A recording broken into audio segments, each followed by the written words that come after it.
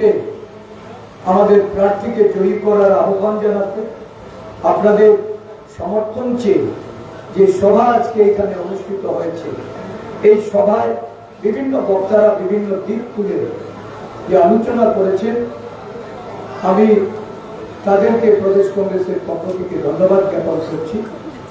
সাথে সাথে আপনাদের উদ্দেশ্যে আমি দলের পক্ষ থেকে কতগুলি বিনম্র আবেদন জানাতে এসেছি।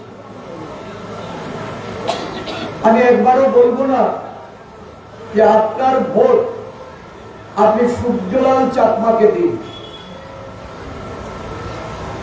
আপনারা ভোটাররা সচেতন, আপনাদের চেতনা দিয়ে, বিচার বুদ্ধি দিয়ে, ভাবনা চিন্তা করে এই গুরুত্বপূর্ণ নির্বাচনে ভোটাধিকার প্রয়োগ করবেন। জাতীয় কংগ্রেস দল আজকে আপনাদের দ্বার প্রান্তে। আমরা যদি ইতিহাসের দিকে তাকাই, আমাদের বক্তারা বলেছেন যে এডিসিতে আজকে নির্বাচন হচ্ছে, আদিবাসীরা তাদের মূল্যবান ভোটে যে এডিসি গঠন করে, এডিসির স্বায়ত্তশাসন, এডিসির ক্ষমতায়ন, এডিসির দ্বারা উন্নতি বিকাশের কথা, আজকে যে ভাবনাটা, এই ভাবনাটা কার ছিল?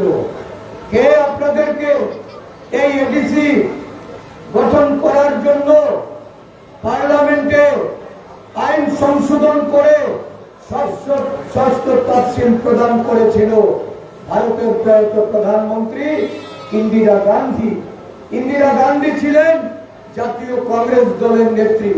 কংগ্রেস দলের প্রয়াত প্রধানমন্ত্রী আজকে ইন্দিরাজির নাম এই ষষ্ঠ তফসিলের সঙ্গে জুড়ে আছে।